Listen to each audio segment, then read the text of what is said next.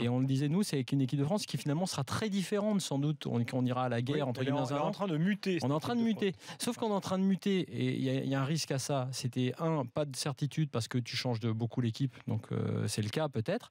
Mais de toute façon, avec Deschamps, qui lui va se satisfaire de ce résultat, je pense qu'on sera souvent à faire des débats après les matchs en se disant bon, voilà, il gagne, mais c'est pas terrible. Et on a souvent fait ce genre de débat après les matchs de Deschamps. Donc comme ça. Ouais, ça mais ne changera pas. Ça changera pas, sauf France, que elle va muter de joueurs, mais pas de façon de jouer. Elle a jamais eu de style. Elle aura sauf pas de style que là où il a été sauvé, non, elle a un style, c'est le style Deschamps.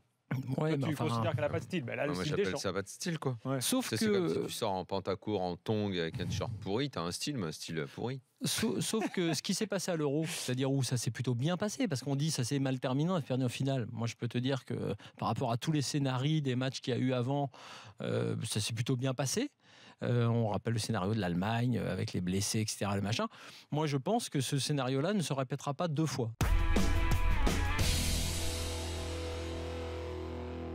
Tu dois jouer en gros dans un grand club, si tu as des références hors Ligue 1, c'est mieux. Puis après, il prend plein de clubs de Ligue 1. Plein de mecs de Ligue 1. Et puis nous, pareil, on se retrouve à expliquer quand les mecs disent ouais, mais Lacazette, il y est pas. Bah oui, mais vous avez pas entendu Deschamps. Deschamps, il a dit que ah ben non, parce que le match d'après, tu te retrouves avec Jallet, des Monégasques, machin. Je dis bah attends, il y a un problème alors. Et j'en termine, idem avec Benzema. Putain, mais explique clairement les choses. Donc, dis clairement.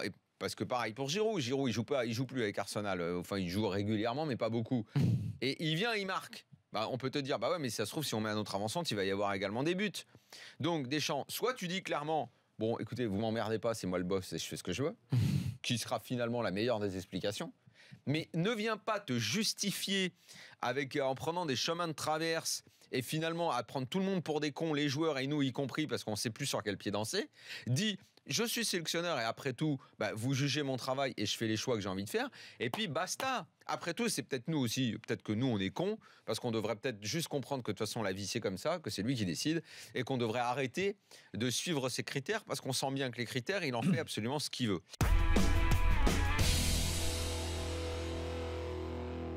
Je suis vachement mal à l'aise parce que je suis sûr que ce mec est sincère, parce que je sais que c'est un type bien, parce c'est un gentil mec, ça.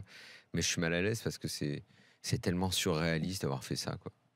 C'est tellement fou, c'est tellement inutile. C'est la première fois que je vois ça. C'est en quelques mois quand même.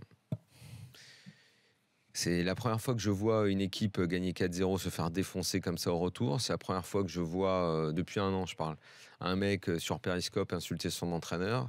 C'est la première fois que je vois un entraîneur être prolongé puis se faire virer et que ça coûte 20 millions.